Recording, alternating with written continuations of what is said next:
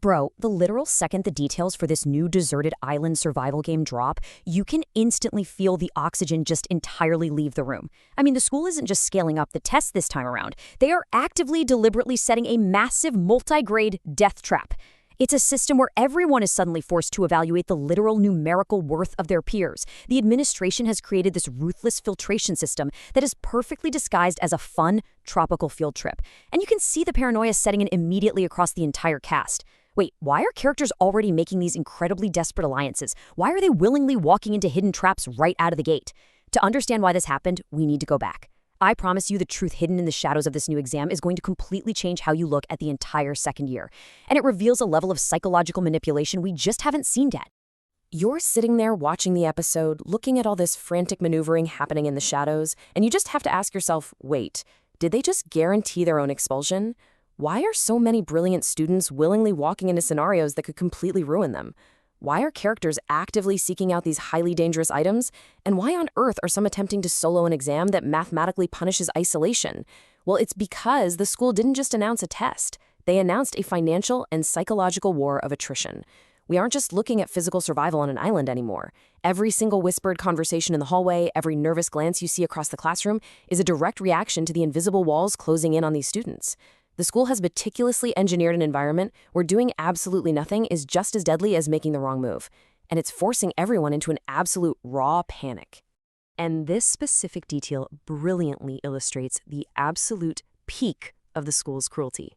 6 million private points. Bro, that is the staggering, mind-numbing penalty drop kicked onto anyone who tries to take this test solo and falls ill or drops out on day one.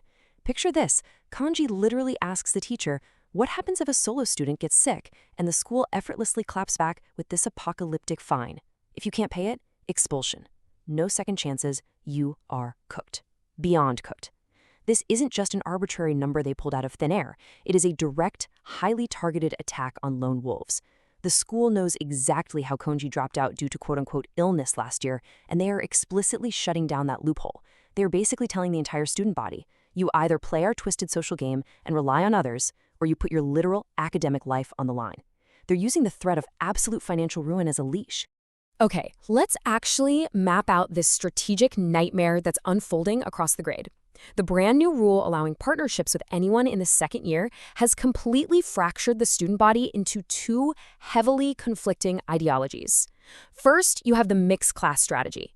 Right? If you team up with other classes, you form the strongest possible survival groups and entirely mitigate the risk of failing and facing that brutal bottom 5 expulsion penalty.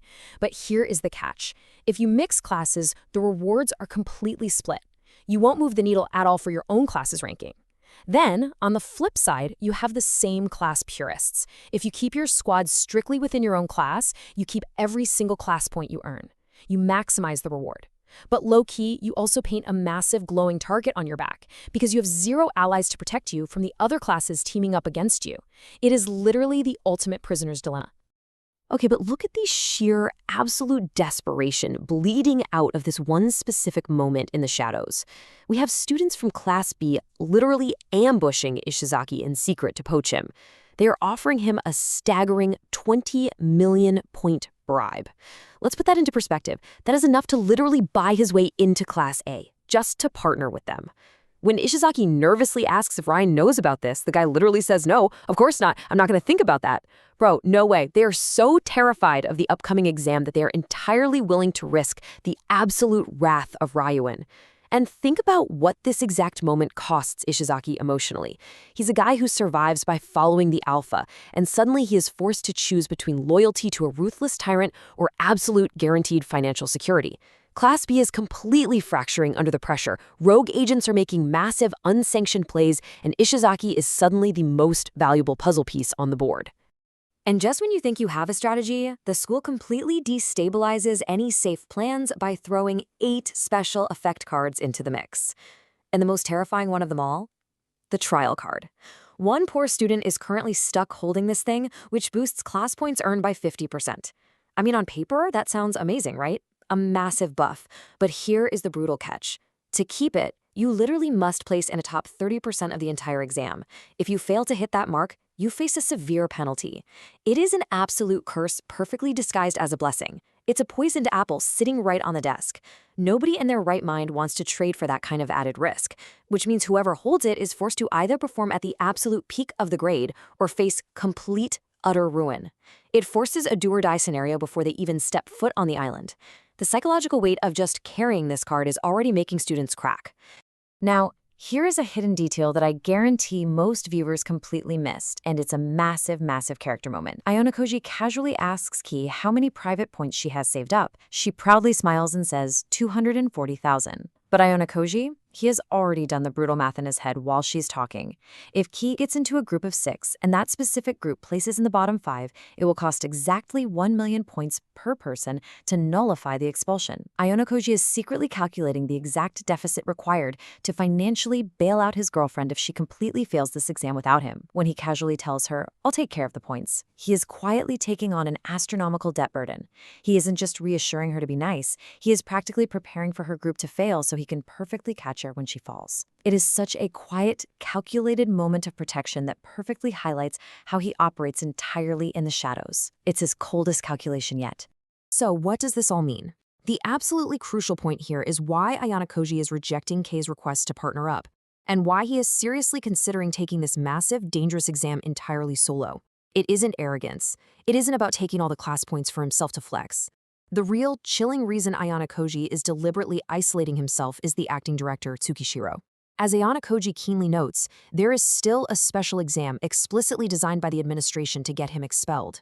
He realizes that this chaotic, sprawling island test is the perfect cover for his final, brutal showdown with the administration. Grouping with Kei would be the logical, safe play under normal circumstances. But Ayanokoji is intentionally turning himself into a lone target. What he actually fears isn't losing a physical fight. It's Kei becoming collateral damage in his personal war. He is walking into a literal shadow war zone, and he refuses to let anyone he values get caught in the crossfire. But here's the thing, while Ayanokoji is quietly preparing for a high-stakes, off-the-books war with the administration, the rest of his class is completely unraveling over what looks like a filler romance plot. We have Ike, who is deeply, deeply stressed out because Komiya from Class B is making aggressive moves to partner up with Shinohara. Ike is jealous, he's losing his mind, and he's actively alienating his friends. Now, at first glance, you're probably thinking, why are we spending valuable time on this petty high school drama right before a massive survival exam? But this is where the story shifts gears. In the ruthless ecosystem of this school, emotional instability is a massive structural vulnerability. Ike's deep insecurity and his crush aren't cute quirks, they are a fatal flaw in the class's armor. When Ayanokoji looks at this situation, he doesn't see two kids fumbling through falling in love. He sees a glaring liability that could single-handedly sink their entire point average. It's like a giant crack in a dam. Just break down Ayanokoji's absolute coldness right here.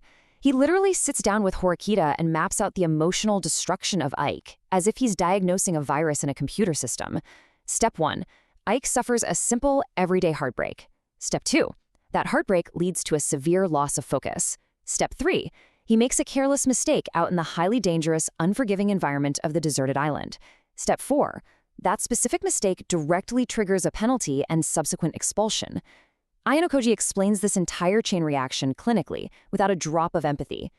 To prevent this, he actually asks Horikita to purposefully orchestrate alone time for Ike and Shinohara to force a confession, not because he wants them to be happy. Actually, scratch that, he doesn't even view it as human emotion. He needs Ike to get it off his chest strictly so he can function properly as an asset during the exam. It is absolutely terrifying how Ayanokoji manipulates genuine human emotion like it's just another variable in an equation that needs to be solved. And this brings us to the exact moment that changed the trajectory of the entire episode. Absolute cinema. Sakayanagi deliberately corners Ichinosi to shatter her entire worldview. Up until now, Ichinosi has always been the beacon of naive optimism, genuinely believing that if her class just holds hands, smiles, and works hard, they will eventually succeed. But Sakayanagi steps in to deliver a brutal reality check. She tells Ichinosi flat out to her face, "I see the trajectory your class is in and you'll never surpass us. The way things are going, you'll never even get back to Class B." Sakayanagi isn't just throwing petty insults here. She is methodically, surgically breaking down Ichinosi's psychological defenses piece by piece. She rightly points out that Class B is unquestionably the slowest to develop, and when the going gets tough, they consistently fail to rise to the occasion. Unlike Ryuen and Horikita, who face their problems head-on with their fangs bared, Ichinosi's class just hopes for the best. Let's just sit with this quote for a second, because it is low-key the absolute coldest line in the entire episode. Keeping your head high only saves you from drowning for so long. Oh man. Saki and Nagi uses their stagnant overall ability scores to mathematically prove that Ichinose leadership style is actively failing her classmates. Ichinose desperately tries to defend herself, holding back tears, saying they are improving every single day, but Saki and Nagi cuts right through the delusion like a knife. She creates this vivid, terrifying image of an hourglass running out right over Ichinose's head. It is psychological warfare at its absolute finest. She is literally forcing Ichinose to stare directly into the terrifying abyss of falling to Class D. By completely stripping away Ichinose's hope and confronting her with the undeniable harsh math of her class's steady decline, Sakinagi perfectly softens the ground for the real reason she initiated this conversation in the first place. She had to completely break her before she could buy her. Which brings us to the pure, incredible irony of this entire negotiation. Think about it. What does Sakayanagi actually want from the very class she just spent 5 minutes insulting? Trust. The absolute loyalty and reliability that Class B possesses. Sakayanagi openly admits that her own class has a massive strategic blind spot. If the other classes team up against Class A on the island, they could easily be knocked down a peg. She desperately needs an unbreakable shield, someone who will absolutely never stab her in the back. And in this cutthroat, treacherous school, Ichinose is literally the only person who fits that description. Sakayanagi is purchasing Ichinose's greatest personality trait to secure her own vulnerabilities. She is promising stability, helping Ichinose overtake Ryuen and defend against Class D in exchange for her blind loyalty. It is a brilliant reframing of value. In a school completely obsessed with academic and physical strength, unwavering trust suddenly becomes the most expensive commodity on the market. And the cost of that specific commodity is absolutely staggering. Originally, Sakayanagi offers to provide enough private points to nullify 3 expulsions for Ichinose's class. It's an incredibly tempting offer, right? Especially for someone like Ichinose, who is completely obsessed with protecting her friends at all costs. But then, we see the real, lingering consequence of Sakayanagi's earlier psychological teardown. Ichinose, the girl who always plays nice and accepts whatever is given to her, looks Sakayanagi dead in the eye and says, "Make it 5, and I'll give it serious consideration." Bro, 5 expulsions. That is an absolutely massive amount of private points to demand. Sakayanagi even smiles, explicitly noting how greedy Ichinose has suddenly become. But she agrees immediately. This transaction is monumental for the series. It proves that Ichinose has fundamentally transformed. She finally realizes her naive ideals just aren't enough anymore. She has to play the dirty, transactional game and sell a piece of her soul to Sakayanagi just to keep her class afloat. Her innocence is officially gone. So look at how the board is perfectly set as we head into this massive island exam. On one side, you have this terrifying new unbreakable alliance, Sakayanagi's ruthless tactical genius backed by the purchased, unwavering loyalty of Ichinose's entire class. They are a massive, unified front built entirely on a foundation of pure survival and transactional trust. On the other side, you have Horikita and Ryuen. Because of Sakayanagi's brilliant maneuvering, these two are completely, entirely isolated. They are the designated targets. Sakayanagi has explicitly stated her intention to make sure her alliance takes first place no matter what lengths she must go to, specifically to crush Ryuen and Horikita into the dirt. The political landscape of the entire second year has been fundamentally rewritten in a single afternoon. Everyone is walking onto that island with daggers hidden behind their backs, and the lone wolves are caught right in the absolute middle of a war between titans. The tension right now is literally suffocating. The school has laid a flawless trap that heavily penalizes both isolation and weak alliances. You've got Ayanokoji walking entirely alone into a solo deathmatch with the acting director just to protect Ki from becoming collateral damage. You've got Class B fracturing from the inside out with secret bribes and rogue agents, and Sakayanagi has just masterfully weaponized Ichinosi's trust to isolate Horikita and Ryuen entirely. With 6 million point penalties hanging over everyone's heads and all these secret alliances waiting to trigger, the deserted island is going to be an absolute bloodbath. The biggest unresolved thread hanging over all of this is simple. When the rules of the island test are fully truly revealed out there in the wild, whose strategy is going to backfire first? The consequences aren't theoretical anymore. People are going to get expelled. Drop your theories below on who you think is getting cooked on day 1. Subscribe to Zero Anime, and I'll see you in the next one.